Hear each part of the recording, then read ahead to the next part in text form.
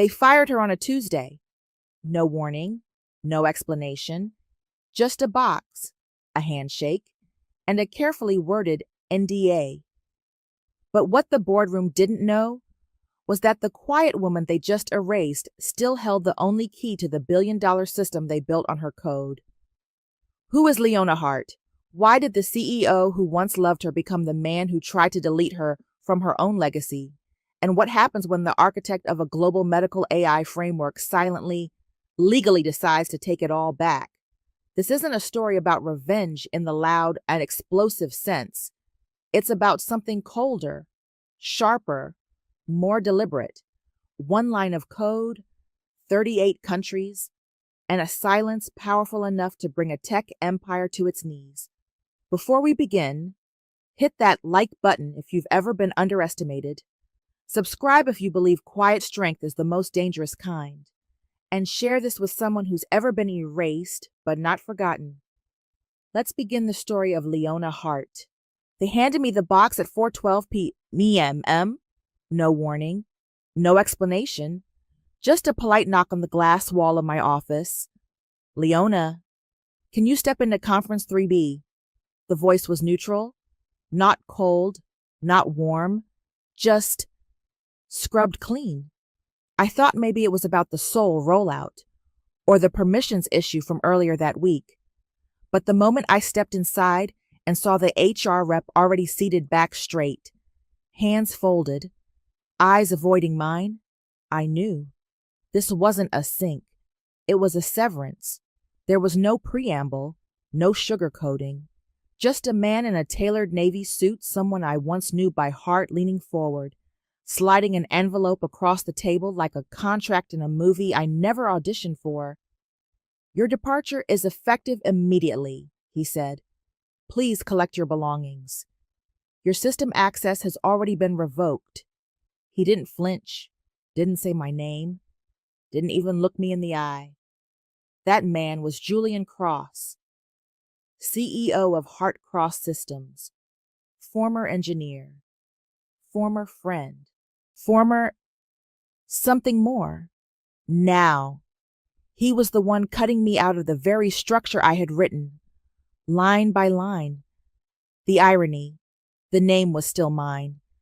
I stood up slowly, the chair making a sound that felt louder than it should have. Outside the room, I could feel eyes not looking at me, screens being stared at harder than necessary. No one said anything, not even the people I'd mentored for years, not even Nina, the sharp junior in legal. I once stayed late to coach for her first big audit review. I walked back to my desk. A single brown box was already there, neatly packed, inside my black leather moleskin, filled with infrastructure notes. The ceramic turtle my niece gave me when we hit our first licensing milestone in Singapore. My stainless steel mug that said, "Build slow, build right." I picked it up with both hands, and I left. The elevator doors closed with a sterile ding. 10 floors in silence. A kind of silence you don't hear you wear it. I got into the back of a lift and stared out the window. The city looked unchanged, but something in me had shifted and wouldn't shift back. I wasn't angry. Not yet. Anger needs space. First comes disbelief, then the stillness. I thought of the first line of code I ever wrote for Julian. It was a rainy Tuesday in Oakland, 2013. We were in a borrowed co-working space above a defunct laundromat. The ceiling leaked. The Wi-Fi stuttered. He had brought me lukewarm chai in a cracked ceramic cup and said, "If we ever make it, Leona, it'll be because of nights like this." And I had smiled, small and sure, thinking I already made it. I'm doing the work that matters. Back then, Hart Cross Systems wasn't even named yet. There were no executives, no venture capital, just whiteboards, ramen wrappers, and belief. I stayed. I built. I wrote protocols for secure licensing frameworks. I created multi-layered encryption architecture for medical data sharing. I set the compliance backbone for 38 international markets manually. Julian pitched, I protected, he climbed, I refined, and now he had deleted me like I was just another deprecated script. I looked down at the envelope again. Inside, one NDA, one termination clause, one shallow severance offer, and yet not a single mention of Clause 17. Not one line acknowledging that somewhere inside the international IP filing with the World Licensing Authority, I was still listed as the primary cross-border access authority for 38 countries. A clause no one ever questioned. A clause Julian himself had skimmed past in our first Series A filing. I had written it quietly, 6 years ago. A safeguard, a fallback, a tether to the system in case something or someone ever tried to misuse it. They fired the engineer, but they forgot the architect. And that was their first mistake. I didn't go home right away. Instead, I took the long road, a 40-minute ride past the pier, through streets I hadn't walked since the early days. I didn't speak, didn't check my phone, just held the box on my lap like it weighed more than it did. Grief isn't always loud. Sometimes it settles into your bones like fog dents, invisible, impossible to shake. By the time I reached my apartment, the sky had turned the deep coastal gray San Francisco does so well. Damp, silent, indifferent. I set the box on the kitchen table and just stared at it. This is what they gave me in return for 11 years. A mug, a notebook, and silence. The thing about building something from scratch, really building it, is that your DNA gets woven into the blueprint. People think coding is just logic and syntax, but it's also instinct, obsession, choices made at tout sur no one will ever understand. I remember the day Julian and I first drafted the modular licensing core. It was week 19 of our prototype sprint. He wanted speed, scalability. I wanted integrity. He talked about expansion across medical labs in Asia, fast-tracking compliance, unlocking API access to save time. I remember looking up from my keyboard and saying, quietly, Julian, if this gets into the wrong hands, people won't just lose data, they'll lose diagnoses, treatment timelines, trust. He nodded, half listening, but typed anyway. That was the first time I knew we were building the same system, but for very different reasons. Still, I stayed because staying meant protecting it. Because when something lives inside your head long enough, you don't just walk away, even when it hurts. I wasn't even supposed to lead that part of the infrastructure. I'd been filling in for a senior architect who'd gone on leave. One night, I noticed a gaping security vulnerability in the beta environment, something about cross-node verification that could be spoofed with only partial credentials. No one asked me to fix it, but I did. By 5:30 a.m., I had rewritten the entire permissioning logic and submitted it with inline documentation.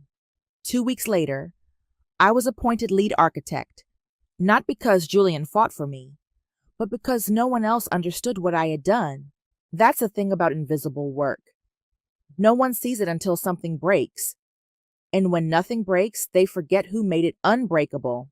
I spent the next 5 years shaping the core infrastructure of what became CrossCore, the backbone of our medical AI licensing framework, used in over 40 countries. I drafted every logic tree. I authored the compliance clause language. I traveled alone to Geneva, Seoul, Toronto, Cape Town, quietly ensuring our software wasn't just fast. It was responsible. Julian once called me the conscience of the company. He said it with a smile, a compliment, but later, I realized it was a label and a warning. People like me, we slow things down, ask too many questions, refuse to cut corners. People like Julian, They don't have time for anchors when they're trying to fly. I should have seen the pivot coming. It started small. A new consultant added to the team. A pitch deck I wasn't shown. A subtle shift in how we spoke about value, less protection, more velocity. And Julian, he got smoother. Sharper suits, bigger stages, words like scaling, ecosystem, dominance. Meanwhile, I was still working 70-hour weeks making sure the diagnostic API didn't leak private patient data across federated nodes. He got headlines. I got 2 0A, bug fixes. But I didn't complain.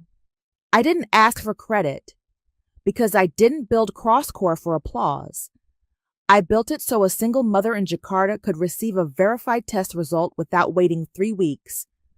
I built it so a rural hospital in Uruguay could detect anomalies without internet latency corrupting the scan. I built it for the engineers. I trained the ones who still wrote their test cases in pencil because it helped them think straighter. I built it for what it was supposed to be, not what it became. The first real fracture happened 2 years ago. I had written a private white paper, just 18 pages, outlining how our current licensing flows could be optimized for ethical decentralization without compromising traceability. I shared it with only 2 people.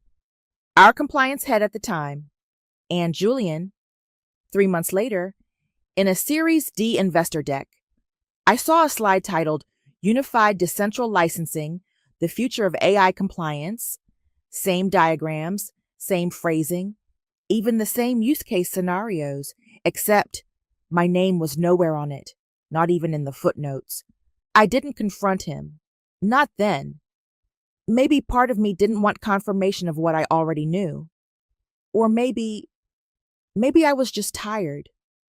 Tired of being the architect in the shadows while someone else turned the lights off and called it progress. But that day, something inside me shifted. Not loudly.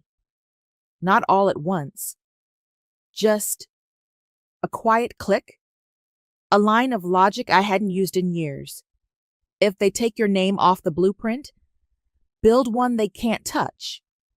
The strange thing about being erased is that it doesn't happen all at once. It's not a big dramatic slash across your name. It's quiet, intentional, surgical. It begins with small removals. First, your access to the dev environment is temporarily restricted compliance audit, they say. Then your recurring calendar invites stop showing up. You think maybe it's a glitch. You bring it up to IT. They smile, nod, tell you it should resolve soon. It never does. By the time I noticed, the internal documentation had been rewritten, replacing original architect with the phrase legacy contributor. I didn't even bother to ask. I wasn't shocked. I was studying it. This wasn't about loss. It was about pattern recognition. Julian had never needed me to leave loudly. He needed me to disappear quietly. And they were dismantling me line by line. The tipping point came via an email. Plain subject line. Review request IP reorg. Domestic update only. It came from a generic legal inbox, signed only Operations Council. But the attached document was authored by someone I knew very well, Julian. He had drafted a reclassification of our IP structure, shifting all international licensing authorization to executive jurisdiction. No more dual sign-offs. No mention of Clause 17. No room for me. I stared at the PDF for a long time. I didn't cry, didn't rage. Instead, I opened a drawer and pulled out an old highlighter, the same one I used to mark code reviews during our first compliance audits in Seoul. I printed every page, sat in my living room in silence, and read, line by line, clause by clause. It wasn't just a reorg. It was a quiet coup, a full restructuring that would erase every legal fingerprint I had placed on the company's licensing protocol. All they needed was my signature. The younger version of me might have signed it, trusted the process, assumed good intent, but I wasn't her anymore. I wasn't the woman still hoping Julian was a man with a conscience beneath the pitched decks and polished headlines. I was the woman who had built the spine of CrossCore, and I knew better. So I created two versions. One with updated language for domestic IP clarification, just enough to look legitimate. One untouched, unsigned, left off the company record entirely. I uploaded the sanitized version, sent it with a casual subject line, "Domestic licensing streamline processed." It sailed through without question, and I kept the original offline, dated, safe.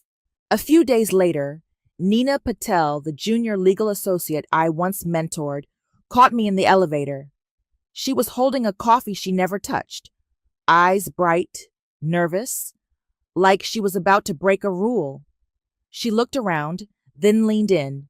"Hey, thanks for turning that IP form around so fast," she whispered. Julian was really happy with it. I nodded once, smiled politely, but inside, I filed it away like a time-stamped log entry. The day they thought they erased me, and the day I made sure they never could. After that, I stopped working like I was safe. I began working like I was under surveillance. I backed up everything. I relogged my original patent submission trails to a private repository. I exported licensing flow maps to my offline terminal. The one Julian didn't know still ran local instance replicas. And I watched every new strategic hire, every silent budget shift, every Slack channel I was removed from. The final blow came 2 months before the termination. I received a team-wide memo about a new infrastructure lead, Elena Sharp Systems Architect Brixo.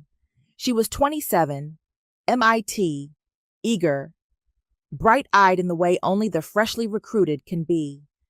In the attached headshot, she stood in front of a whiteboard drawing the same modular compliance flow I had designed 3 years earlier. Same phrasing, same color coding, same diagram legend. But this time, it wasn't mine. I read the blurb twice.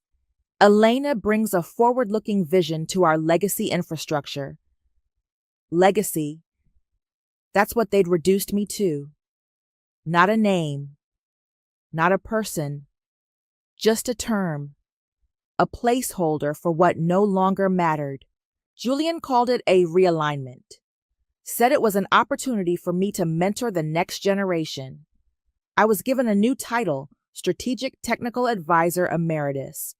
No team, no codebase access, no roadmap briefings, just a seat by the wall in a room I once ran. At first, I tried to justify it, told myself it was temporary, that maybe I'd find a way back in if I proved useful again. But then one evening, Nina messaged me. A single sentence. Check the footnotes on Memo 8.4. I found it in the shared drive, buried deep, almost missed it. It read, Advisor Emeritus classification to be reduced to Tier 3 clearance. View-only access. Phase out within 90 days. That was it. They weren't replacing me. They were dissolving me. Clause 17 wasn't written out of paranoia. It was written out of foresight. Back in year 3 before the first international expansion, before the Geneva Compliance Review, before anyone cared about the fine print, I stayed late one night after everyone had left. Julian had gone home early, a rare thing. He said something about a dinner with Series A investors, laughed, kissed the top of my head like it still meant something, and disappeared down the hall. I stayed behind with takeout noodles and a flickering monitor, because something didn't sit right. The deeper our system reached into diagnostic labs, health providers, bio-AI clinics, the more I felt a strange pressure building, not from outside, but from within. Pressure to move faster, pressure to simplify sign-offs, pressure to skip ethical review steps that once would have been non-negotiable. So I wrote it, Clause 17. It was just a paragraph, quiet, technical, buried in the appendix of our international licensing protocol. No headlines, no bold type. Just this: all cross-border licensing operations shall require dual authorization, one from the company's executive branch, one from the original architect of the licensing protocol as registered in the WLO patent application. Me, Leona Hart. It passed without resistance. Legal didn't flag it. Compliance skimmed it. Julian. He just signed the filing and said, "Looks solid." It was my kill switch, a tether, a seatbelt I hoped I'd never need. Now, sitting in my apartment surrounded by legal debris and leftover Thai food, I was reading the original patent registry again. Clause 17 was still active, still binding, still untouched by the edits they tried to sneak through in the IP reorg doc, because the World Licensing Office only accepted amendments with biometric and original architect digital signatures, which I had never given. So I did what I always do when I'm unsure. I verified everything. I logged into the global registry portal using my original credentials still valid. Surprisingly, I checked the logs, and there it was. Cross-core licensing architecture, international, tier registered architect of record, L. Hart override, permission, status, active. They never filed the override. They couldn't, because they thought I'd signed the wrong document, because I let them think that. For 3 nights I didn't sleep, not because I was uncertain, but because I was deciding how far I was willing to go. There's a difference between protecting your legacy and pulling the trigger. I knew if I activated the safeguard, thousands of licenses would freeze. Medical systems in 38 countries would stall. Governments would demand answers.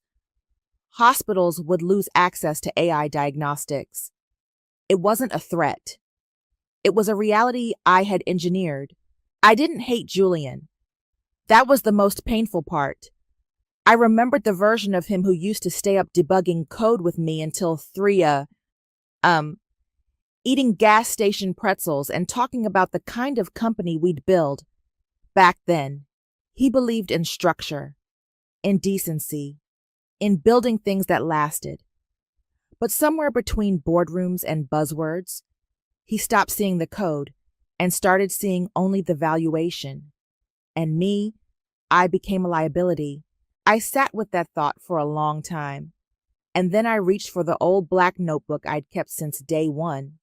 Inside, tucked between encrypted design schematics and handwritten flow maps, was a single line of code written in red ink. If user primary, be res null, force, revoke, receiver true. Disable, receiver licensing global A, dormant logic bomb. Conditioned only to fire if an unapproved override occurred without mutual consent, which, thanks to the fake document I'd let them process, had just happened. I didn't activate it yet. Not that night. Instead, I stared at the city beyond my window, the skyline humming, oblivious, while a single woman in a gray sweatshirt quietly held the fate of a billion-dollar system in her hand. And I whispered to no one, "You tried to cut me out of the thing I built, but the system still remembers the hands that wrote it. It happened at 2:42 a.m. Not with a bang, not with a storm, just a single click and then silence." I sat at my kitchen table wearing an old hoodie, my laptop casting a soft glow across the hardwood floor. The apartment was still. My heart wasn't racing. My hands didn't shake. I had rehearsed this for weeks. The logic was airtight, the code clean, the decision absolute. I opened the secure portal, the one I'd built 5 years earlier during a sleepless sprint no one even remembered now. Back then, Julian laughed at me. "You always over-engineer things," he said, maybe. "But I sleep better when the doors I build lock both ways." The command was simple: revoke secondary, quiche, true, once submitted. It would disable all secondary access points tied to CrossCore's global licensing infrastructure. In 38 countries, hospitals, research labs, and biotech firms would begin receiving silent errors on handshake validations. Nothing dramatic, just failure to authenticate, one by one, like dominoes. I leaned in, whispered the biometric passphrase, the same one I used when I first created the fallback protocol, and pressed enter. No fireworks, no alarms, just a soft confirmation. Global licensing access. Revoked primary override, required architect signature.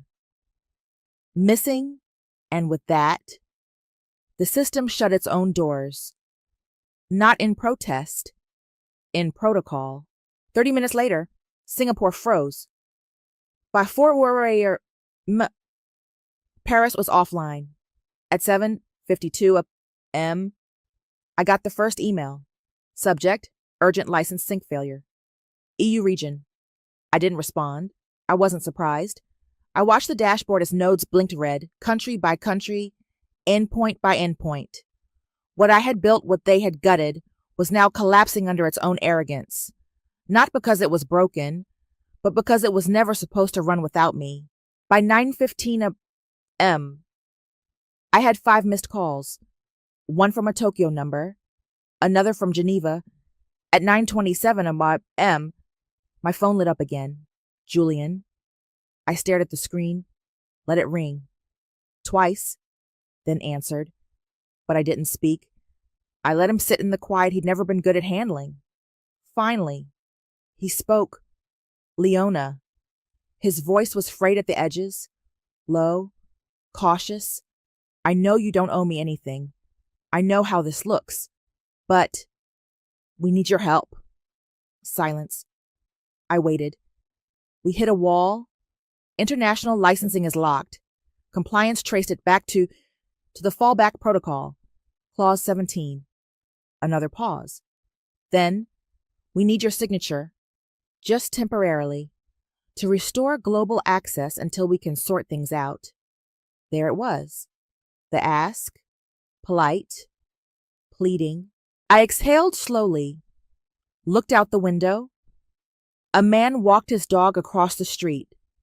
The world was still spinning. Coffee shops were opening. The sky was cloudless. And inside that moment, I saw it all clearly. Julian didn't want me back.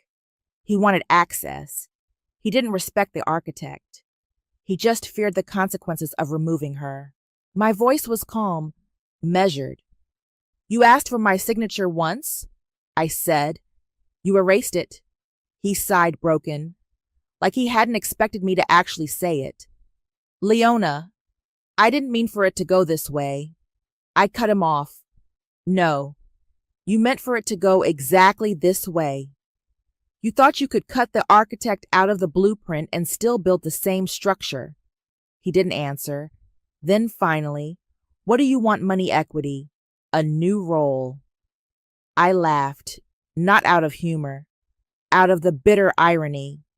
You still think this is about getting something back. Another pause. Then, softly, what I want is for you to sit in that boardroom, look your investors in the eye, and explain how the woman you erased is the only person who can fix the mess you made. I hung up. No last word, no drama, just a click, and the return of silence. 10 minutes later, I received an automate HR email.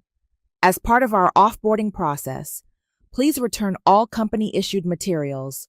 I stared at it, smirked, and deleted it. They were still trying to close doors that no longer existed. That afternoon, I walked down the marina. The breeze was cold but clean. My phone stayed silent. No more begging, no more pretending. I had activated the safeguard not to destroy what we built, but to remind them you cannot overwrite the original without permission, and mine was never given. The headlines started trickling in by the next morning. Licensing, glitch halts, cross-core access, across 38 nations. Global diagnostic pipeline. Disrupted is CrossCore to blame. I didn't search for them. They found me forwarded by old colleagues, whispered through encrypted signal chats, pinged by journalists who had once ignored my name on every patent. I didn't reply, because I didn't need to. The system was doing the talking now, and silence, when used correctly, is the most precise language of all. By day 2, the panic began. CrossCore's board called an emergency session. Julian held a press conference, smooth tie, stiff smile, hands folded like a man trying not to bleed. He called it a minor internal compliance oversight. The market didn't believe him. By day 3, a key research contract in Belgium was formally terminated. Not paused, terminated. The reason: unresolved licensing ambiguity and unknown third-party control authority. In other words, we don't know who owns the core anymore. By day 4, the valuation dropped by nearly half. Over $600 million is evaporated in 36 hours. Julian's name trended not for his brilliance, but for the collapse he could no longer control. I sat on my apartment balcony with a warm mug of tea and watched the sun come up for the first time in what felt like years. No calendar invites, no code freezes, no requests for clarification, just breath, and the weightless clarity that comes with choosing not to protect a system that never protected you. At 5:40 p.m., my phone buzzed, an unknown number. I let it ring. Then I answered, a voice I hadn't heard in years. Grant Walker, senior partner at Valtan Equity, one of CrossCore's original Series B backers, the man who once told me in a boardroom with a smile too sharp, engineers are brilliant builders, Leona, but rarely good decision makers. Now his voice was tighter, controlled. Miss Hart, he said, I believe we may have underestimated the strategic importance of your position. Would you consider consulting with us off the record, of course, on how to stabilize the current licensing freeze? There it was. Not an apology, but something close enough. I leaned back in my chair, watched the city lights flicker on, one by one, then said, simply, I'll think about it. Trust, after all, is tricky once it breaks. He exhaled, understood, and hung up. I didn't move, didn't gloat. I just sat in the hush that followed chaos and let the silence wrap around me like a second skin. Julian hadn't just lost control of the system, he'd lost control of the narrative. And I hadn't spoken a word to the press, not a single tweet, not a leak, not a name drop, because vengeance isn't always loud. Sometimes it wears soft sweaters and drinks tea while the world spins off its axis. Later that week, a young associate from a Swiss AI consortium emailed me. Subject line, we want to speak with the person who built the thing, not the ones who broke it. That was all it said. No fanfare, no pitch, just recognition. And that was louder than anything Julian had ever offered. They say legacy is what people remember after you're gone. But I think it's simpler than that. Legacy is what still functions when your name has been erased, and what collapses when it's no longer tethered to you. 3 months. That's how long it took for the cracks to become canyons, for whispers to become headlines, for investors to stop asking what happened and start asking who let it happen. By the end of Q3, CrossCore had lost 68% of its international market share. Their clients didn't abandon them out of spite. They left because the structure was no longer stable. The code was intact, but the integrity was gone. It wasn't just a business failure. It was a moral one. The final blow came from within. An anonymous memo was leaked to the press, dry, bureaucratic language, but explosive in implication. Meeting notes, timelines, legal files, including one quote from Julian, reportedly said in a closed-door meeting with legal She's legacy, "We'll phase her out quietly. Worst case. We rewrite the back end and rebrand." He thought he was managing risk. He didn't realize he was undermining the only person who understood how to keep the entire system upright. The press had a field day. The architect was never obsolete. She was the backup, erased, but not removed. How Leona Hart froze 38 countries with a single line of code. CrossCore's collapsed vision without the architect. They asked for interviews, podcasts, panels, book deals. I said no to all of them. I didn't need the spotlight. The system had already said everything. Instead, I focused on something quieter, something clean. I filed the paperwork on a Thursday morning just after sunrise. Radian Licensing Systems, Inc., incorporated under my name, no board, no outside capital, no CEO in a suit who called me a risk, just a laptop, a notebook, and a new beginning. By week 2, my inbox was full. Mira Rios, our former compliance director, reached out first. She had been quietly let go during Julian's realignment, showed up with a leather binder full of cross-border trade law and a cup of gas station coffee. "I always said the soul of that company lived in your flowcharts." She smiled. "I'm here to help build the next one." Then came Owen Lynn, a junior back-end engineer I'd mentored years ago. Smart, quiet, thoughtful. Julian had once called him non-essential. He walked into my new office with a flash drive, a cloned server image, and a cactus named Firewall. "I'm in," he said. "If you're rebuilding." Finally, Samira, former project manager, sharp as glass, let go after challenging an internal policy that compromised encryption protocol during a cost-cutting sprint. She brought no gear, no pitch, just fire in her eyes. Tell me where to start. We didn't move fast. We moved right. No VCs, no growth targets. Just a simple goal.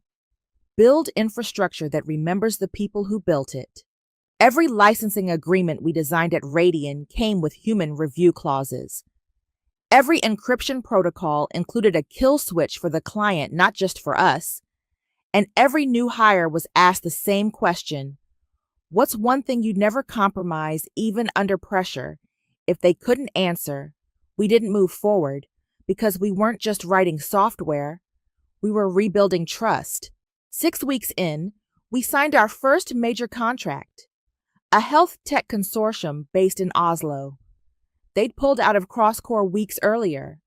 Their reason: we don't want faster, we want safer, and we want the one who remembers why it was built that way in the first place. The deal wasn't just lucrative, it was healing. One day, as we mounted the simple black and glass sign onto our new office door, nothing flashy, just the words Radian Licensing Systems etched in silver, Mira turned to me and asked, "Do you feel like you've won?" I thought for a moment. "No," I said. "I feel like I finally started." Because winning suggests a finish line. This was a blueprint for what comes next. Months passed. CrossCore continued to spiral. Julian stepped down. The board called it a strategic transition. The world called it something else. Justice, correction, reckoning. I didn't comment, didn't cheer. I simply got back to work.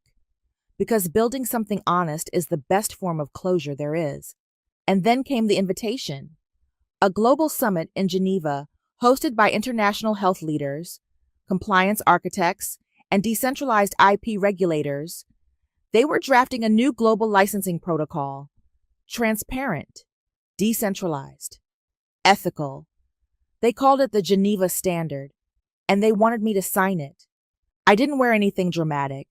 Just a gray blazer, flat shoes, and the same pen I used to write Clause 17 in a dim Oakland co-working space. They offered me the final signature slot. I walked to the podium, signed the compact without hesitation, and was asked, "Would you like to offer closing remarks?" I hadn't planned any, but the room went quiet, and so I spoke. When I first wrote a licensing protocol, it wasn't about controlling the world. It was about protecting what mattered in it. Then I got erased, but the thing about good architecture is, it remembers who built it. Even when others try to forget, I paused, looked around the room, dozens of leaders, builders, skeptics, and I said, some systems don't need restarting. They need regrounding. Later that night, a young woman approached me, maybe a grad student, maybe a dreamer. She said softly, "You never said his name. Not once." I smiled. "No," I replied, "because this was never about him. It was about the blueprint." Leona Hart didn't scream. She didn't beg. She didn't burn it all down. She simply walked away with her name still etched in the foundation no one could replace.